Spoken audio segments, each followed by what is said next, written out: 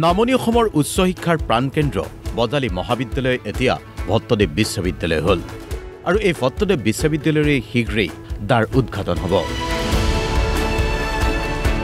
চলিত বৰ্ষৰ শেষৰ পিনে অথবা নতুন বছৰৰ আৰম্ভণিতে বিশ্ববিদ্যালয়খন আনুষ্ঠানিকভাৱে মুকলি কৰা হ'ব।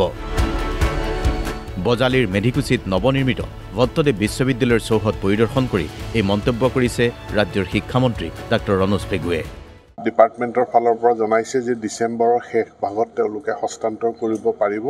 গতিকে মই মাননীয় মুখ্যমন্ত্ৰীক গৈ জনাম তেখেতৰ পৰা এটা সুবিধাজনক তাৰিখ আৰু সময় লৈ পাৰিলে আমি 2025 চনৰ ভিতৰতে আৰু নহ'লেও 2026 চনৰ নতুন বছৰটোৰ আৰম্ভণিতে ভট্টদেৱ বিশ্ববিদ্যালয়ৰ এই মেধিকুচিত থকা নতুন যি কেম্পাছ ইয়াৰ আমি উদ্ঘাটন কৰিম।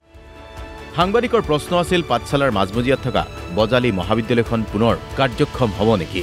এই ক্ষেত্ৰত ৰাইজে বিচাৰিলে প্ৰয়োজন সাপেক্ষে এখন মহাবিদ্যালয় কৰিব পৰা যায় বুলি তাৎপৰ্যপূৰ্ণ মন্তব্য শিক্ষামন্ত্ৰীগৰাকীৰ। বজালী মহাবিদ্যালয় এখন যদি লাগে সেইটো বজালী ৰাইজে আলাপ আলোচনাৰ মাজেৰে এটা সিদ্ধান্ত ল'লে মহাবিদ্যালয় এখন আকৌ কৰিব পৰা যায় প্ৰয়োজন অনুসাৰে। চৰ্চা এতিয়া জুবিন গাৰ্গৰ অন্তিম ছবি ৰৈ ৰৈ বিনালেক লৈ। শিক্ষামন্ত্ৰী ডাঃ ৰণোজ পেগুৰ আশা য'তেই টিকট পাব তাতেই চাব ৰৈ ৰৈ বিনালে।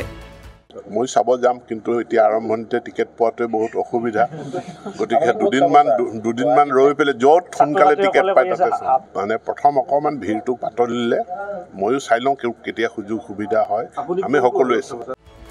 বজালীৰ পৰা প্ৰণৱ কুমাৰ গোস্বামীৰ ৰিপৰ্ট DY 365।